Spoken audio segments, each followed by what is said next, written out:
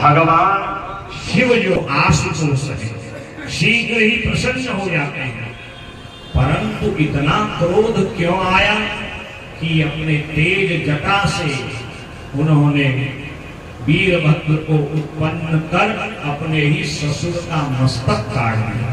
एकवाख्याहि मे ब्रह्मन् जामातु स्वसुरस्य विद्वेषस्तु यतः प्राण तत्यजे दुष्टजन सती। अपने ही पिता के घर में मां सती ने अपने प्राणों का त्याग किया था और भगवान शिव को बड़े शांत देवता हैं, क्यों उनको क्रोध आया था ये कथा सुनना चाहते हैं। तब यहाँ पर 7 अध्यायों में शिव सती और दक्ष की कथा आती है।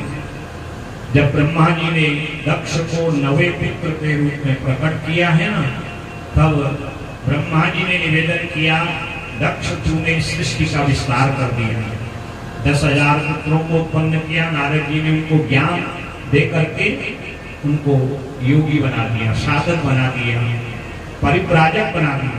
फिर 1,000 पुत्र उत्पन्न किए, 60 कन्याओं को उत्पन्न किया, 27 चंद्रमा को, 10 धर्म को, 13 कन्याएं प्रजापति कश्यप महाराज को, 2 कृशाश्वंगिरा, 4 तारक्ष गरुड़ और 1 कन्या भगवान शिव से। और सती के साथ तो इतना प्रेम दक्ष का था कि बिना बिटिया का मुख देखे कोई कार्य नहीं करता। और ऐसा क्या हुआ कि जिस कारण बिटिया का ही शत्रु पिता बन गया। कहा कि जब दक्ष ने इस संसार में प्रजा का विस्तार किया, प्रजापति बने, तो ब्रह्मा जी ने एक दिन कहा, बेटा बड़ा व्यक्ति वह है जो बड़ा काम करे। तो पिता की आज्ञा से प्रयागराज में एक बहुत बड़ा यज्ञ का आयोजन दक्ष ने किया। उस सभा में ब्रह्मा, विष्णु, शिव, इंद्र, मरुद गण आदि ऋषि, महर्षि, देवर्षि सब आए। जब दक्ष आए, सब खड़े हुए, तो भगवान शिव ने विचार किया, मैंने इसको सब कुछ दिया है, वैसे रिश्ते में ससुर है, मेरे बड़े हैं, परंतु अगर व्यवहारिक रूप में देखें तो ये हमारा भक्त है। देखें तो सही, सब कुछ इसको दिया है, प्रजापति का पद दिया है, तो पद का मद तो नहीं हो गया और वही हुआ। सब खड़े हुए, शिव जब खड़े नहीं हुए तो दक्ष ने भगवान को बहुत जो है उल्टा सीधा बोल दिया। भगवान मौन है, पर नंदीश्वर से रहा नहीं गया। कहता है, अरे दक्ष, जिस मुख से भगवान का अपराध कर रहा है, सब बोल रहा हूं, जाते रहा मुख गिर जाते। भगवान शिव ने कहा, नंदीश्वर, कीचड़ में पत्थर डालने से कोई फायदा नहीं होता, छींटे अपने पर पड़ते। कैलाश पर्वत पर आए, इधर यज्ञ आरंभ हुआ, सबको बुलाया, सती को नहीं बुलाया। विमान में जब बैठ के सब दक्ष की बिटियाएं आकाश मंडल से पिता दक्ष के घर की ओर, यज्ञशाला प्रयागराज की ओर जाने लगी, पिता के यज्ञ की चर्चा करने लगी। इतना अद्भुत यज्ञ आज तक कभी हुआ नहीं। सती ने सुना, क्योंकि भगवान ने माताओं के कान में बड़ी शक्ति दी है। आज ये व्हाट्सएप आदि ये सब सोशल मीडिया चल गया है, कहाँ की खबर कहाँ पहुंच जाती है। बस माताओं को एक बात कहने की बात होती है, सारे आशियाना मोहल्ले में, पूरे लखनऊ में महाराज, यहाँ से उत्तराखंड तक सारी बात पहुंच जाएगी। बस इतना निवेदन कहना है कि आप इस बात को किसी को मत कहना। ये आज से नहीं, पहले से ही चल जाए। सती जी भगवान शिव की बात को तो नहीं सुन पाई कि आप जो है सीता की परीक्षा मत लो, और बहनों की बातें सुन ली। चरण पकड़ लिए स्वामी जी। प्रजापतेस्ते स्वसुरस्य सांप्रतम् निर्यापितो यज्ञ महोत्सवः किलम् वयं च तत्राभिशराम वामते यद्यर्थितानि विबुधा व्रजन्ति।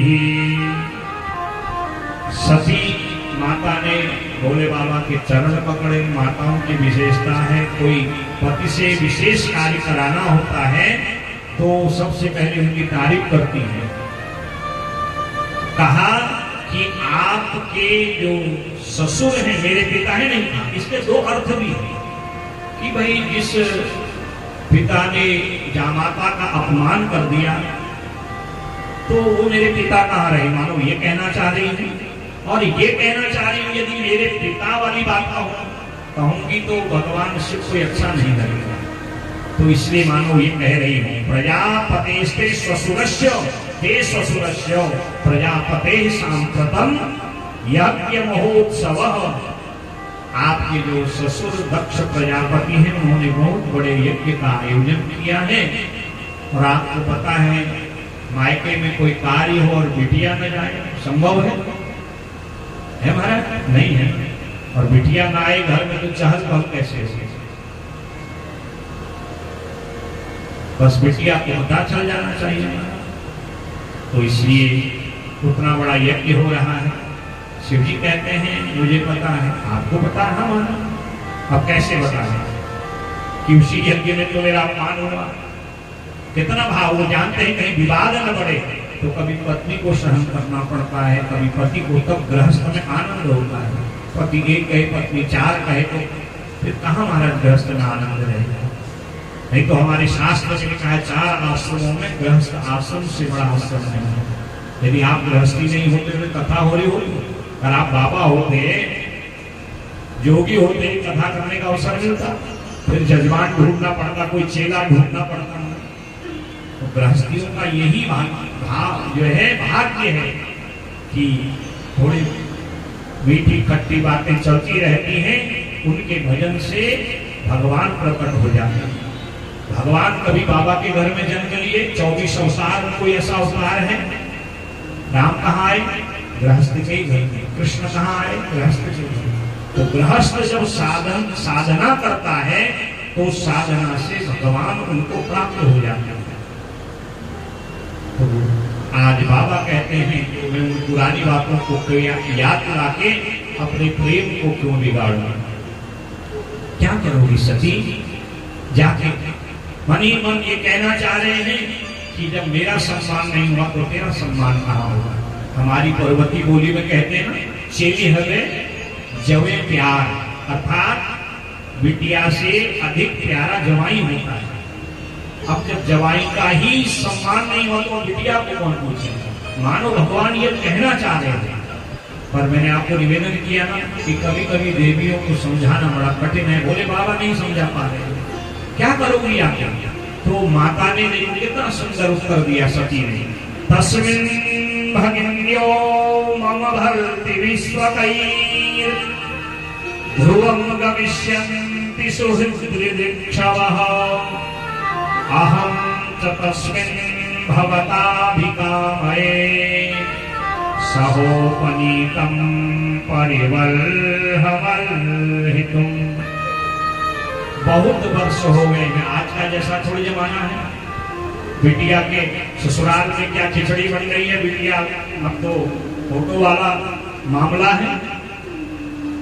और जिस माँ ने बिटिया के ससुराल में जादे हटवट की वही अशांति है। बिटिया का ब्याह कर दिया, उसको संस्कार दो, अच्छी शिक्षा दो। मैं तो निवेदन करता हूँ बिटिया को बहू बनने का ज्ञान दो और बहू को बिटिया का प्रेम दो, गृहस्थ में अपने आप आनंद आ जाएगा। अब आप चाहते हो बिटिया रानी बन के रहे और बहू घर में आके दासी बन जाए, इस विरोधाभास में गृहस्थ में आनंद कैसे होगा? आज माँ सती कहती हैं तस्मिन् भगिन्यो, बहुत वर्ष जब से ब्याह किया तब से मौका ही नहीं मिला। मेरी बहनें आएंगी, माँ को देखूंगी, अपने रिश्तेदारों को दिदृक्षवः देखूंगी, भाव विभोर होगी माँ सती। क्योंकि मायके की याद आते ही माताओं को अपना बचपन याद आ जाता है। हमारी पहाड़ी किस्से में कहते हैं कि मैं तो ढूंढ प्यार हूँ, अर्थात मायके का पत्थर भी उससे भी प्रेम होता है। कोई मायके का मिल जाए महाराज, फिर देखो माताओं की स्थिति क्या होती है। भाव विभोर माँ सती, भगवान बहुत समझा रहे हैं, क्या करूंगी जाकर? कहा अपनी माँ को देखूंगी, बाबूजी को देखूंगी, बहनों को देखूंगी, बहुत वर्ष से। जब नहीं मानी ना तो भगवान ने 10-20-50 गणों को बुलाया और कहा जाओ सती को ले ले। और इधर दक्ष ने सावधान किया, इस यज्ञ में मैंने सबको बुलाया, शिव को नहीं बुलाया। आज से शिव और सती से मेरा कोई संबंध नहीं, आए तो कोई महत्व मत देना। और आज जब मां सती गई हैं तो जाकर के एक एक करके जब प्रणाम किया है, दत्ता सपर्यांबरमासनं सा नादत्त पित्रा प्रतिनंदिता सती अरुद्रभागं तमवेक्ष्य चाध्वरम् पित्रा च देवे कृतहेवनं विभो। ये देववाणी है, यदि इसको भाव से गाओ तो अर्थ अपने आप निकल आता है ना। इतनी प्यारी ये वाणी है, और भाषाओं में कोई ऐसे गा के सुना सकता है? संभव नहीं है। तो आज मां सती जब गई, प्रणाम किया, किसी ने महत्व नहीं दिया। जो पिता अपनी बिटिया की एक झलक पाते ही दौड़ के गले से लगाता था, वो भी मुंह मोड़ता था। मां को प्रणाम किया, अब मां अपने आप को कैसे रोके? भगनी लिली बहुत मुस्कुराता, दक्ष हाथ दिखा रहा है तो बहनें भी गला मिलना चाहती हैं, पिता के डर से वो केवल मुस्कुराती है। अब मां है, वो अपने को कैसे रोके? लाडली को हृदय से लगाया, बिटिया तुम आ गई हो, तुमने बहुत बढ़िया किया। हमारे जवाई राजा सब कुशल से हैं, माँ के भी आंख में आंसू हैं। माँ सती भी भाव विभोर हो गई, मन ही मन विचार करने लगी, जो पिता इतना प्रेम करता था आज वो मुझसे मुख मोड़ता है। मेरी बहनें मुझसे मिलने से डरती हैं, माँ भी भय से मिल रही है। जिससे मिलती हूँ वो कोई विशेष आशीर्वाद देता नहीं है। जब चारों ओर नजर घुमाई, अरुद्र भावं तमवेक्ष्य चाध्वरम्। धर माने यज्ञ, यज्ञ में जब भगवान शिव का स्थान नहीं देखा। जैसे कहीं कैबिनेट की बड़े अधिकारियों की मीटिंग होती है, सबसे नेक प्लेट रखी होती ना, तो ऐसे बड़े यज्ञों में होता है। ये ब्रह्मा जी का आसन, ये आचार्य जी का आसन, ये शिव का आसन, ये विष्णु का आसन, ये इस देवता के स्थान बने हैं ना। यहाँ नवग्रहों का स्थान बनाया है, सर्वतोभद्र मंडल का स्थान बनाया है, भगवान विष्णु का स्थान बना के उनका हम पूजन करते हैं। सबका स्थान देखा, जब शिव का रुद्र का वर्ण और भाग स्थान नहीं देखा, सब समझ में आ गया। कोई साधारण स्थिति थी नहीं, साक्षात भगवती जगदम्बा है, योगिनी है। ओ ये सब जो है शिव का अपमान करने के लिए हुआ है। और सब देवताओं को डांट लगाई, भगवान शिव के बिना क्या तुम कोई यज्ञ पूर्ण कर सकते हो? अब शिव के पास में जा नहीं सकती, क्योंकि मैंने शिव की बात नहीं मानी। जब पति त्याग करे तो पिता शरण देता है, और जब पति पिता दोनों त्याग कर दे, महाराज क्या किया जाए? ततः सुभद्र चरणाम्बुजासवं जगद्गुरो चिन्तयति न चापरं ददर्श देहो हतकल्मषः सती सद्यः प्रजाम्यो समिधा समाधिजाग्निना। यज्ञ कुंड में आग जल रही थी, दक्षिणाग्नि जल रही थी। हर यज्ञ में अलग अलग अग्नियां होती हैं।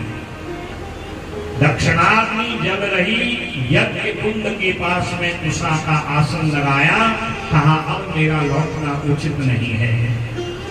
और भगवान शिव के चरणों का ध्यान किया, बाबा मैंने आपकी बात को न मान करके आज बहुत बड़ा जो है गलत काम किया है, अमर्यादित कर्म किया। इसलिए इस जन्म में तो नहीं, इस जन्म में आज मैं आपके चरणों में प्राण छोड़ रही हूँ। मेरा अगला जन्म हो मैं आपकी ही पत्नी बन के आऊँ। अस कहीं जोग अगणित अनुजारा, अस कहीं जोग अगणित अनुजारा। भाई सकल मत हाहाकारा, भय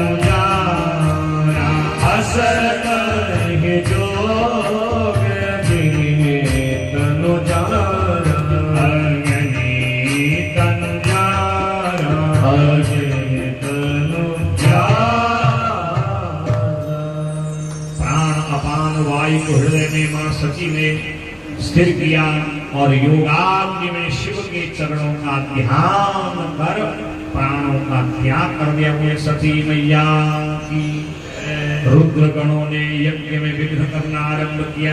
दक्ष ने आदेश दिया, मारो इन शिवगणों को। जब शिवगणों को मारने लगे, शिवगण गए कैलाश पर्वत। भोले बाबा को जब सारा समाचार मिला, भोले बाबा ने देखा सती का प्राणांत हो गया है, मेरे गणों के साथ दुर्व्यवहार हुआ है। भगवान ने हाथ में त्रिशूल और डमरू लेकर के भयंकर तांडव आरंभ कर दिया। जटाटवी जल प्रवाह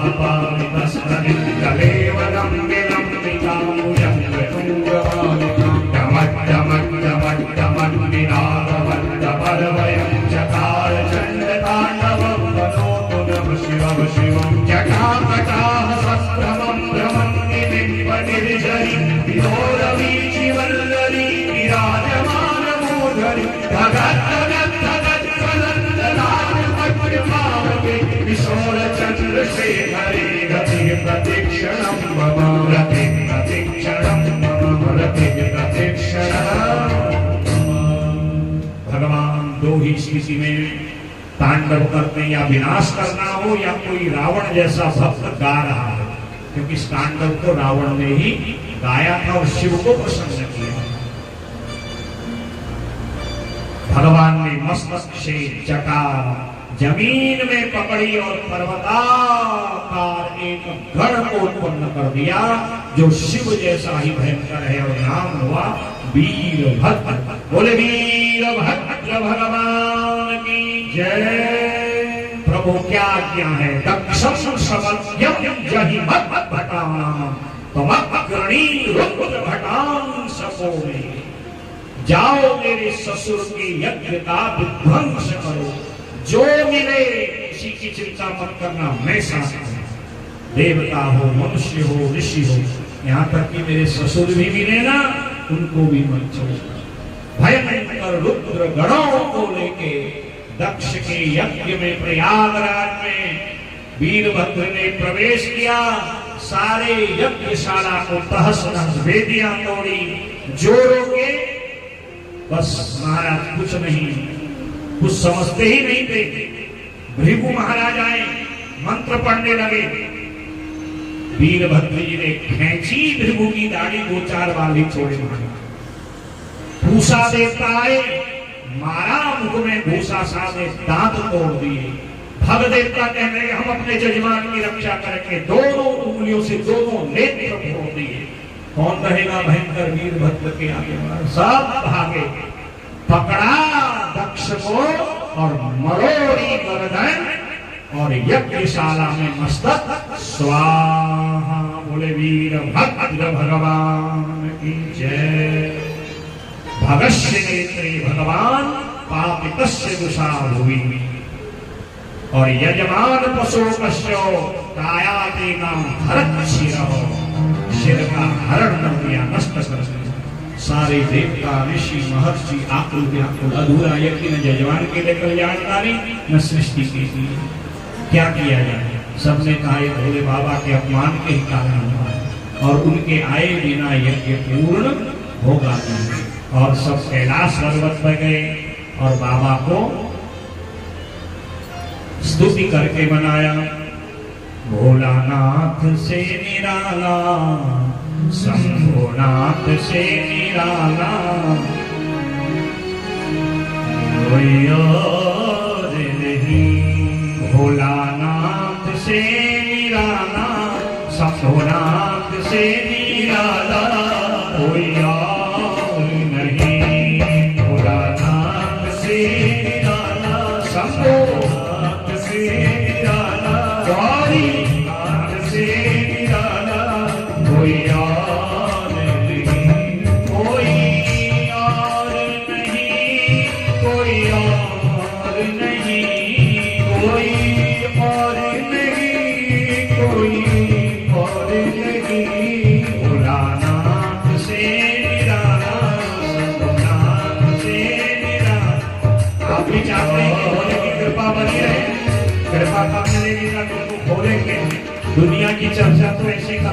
मानो सारा ज्ञान इनके पास हो। कोई टीवी के पत्रकार हो, पड़ोसी पड़ोसी की चर्चा के समय मुंह खुलता है, ये जीभ खाते समय लंबी होती है, और भगवान का नाम के समय भोलानाथ से निराला, शंभो नाथ से निराला कोई और नहीं। भोलानाथ से निराला, शंभुनाथ से निराला कोई और नहीं। कोई और नहीं, कोई और नहीं, कोई और नहीं, कोई और नहीं। गौरीनाथ से निराला कोई और नहीं।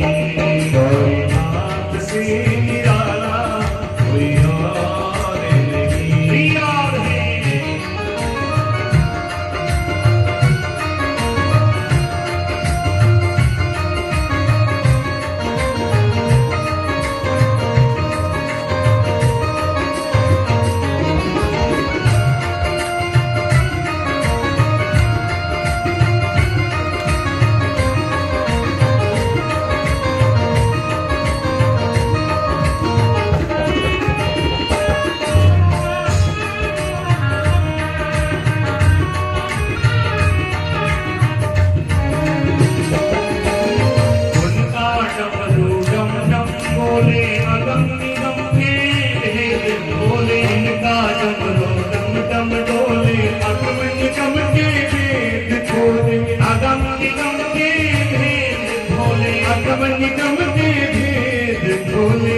भोले बाबा का डमरू बजते हुए देखा है हमारे लोग भैया, कैसे बजता है।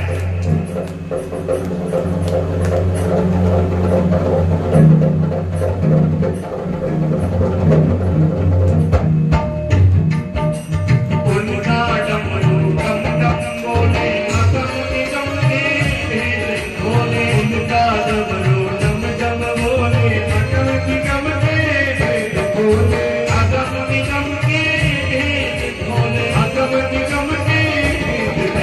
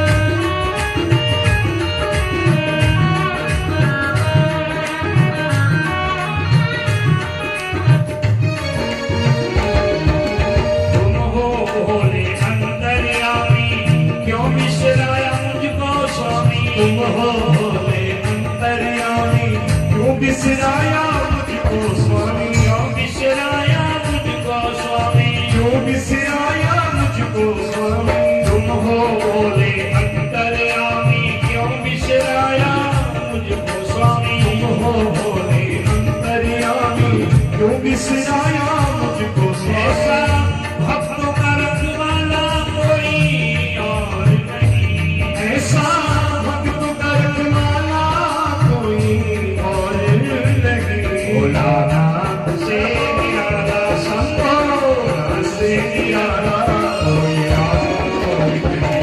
भोलानाथ से निराला, शंभो से निराला, गौरीनाथ से निराला कोई और नहीं, कोई और नहीं, कोई और नहीं, कोई और नहीं, कोई और नहीं। भोलानाथ से निराला, शंभोनाथ से निराला कोई और नहीं। भोलानाथ से निराला, शंभोनाथ से निराला कोई और नहीं, कोई और नहीं, कोई और नहीं, कोई और नहीं। बोले उमापति महादेव की जय। दोनों हाथ उठा के हर हर हर महादेव।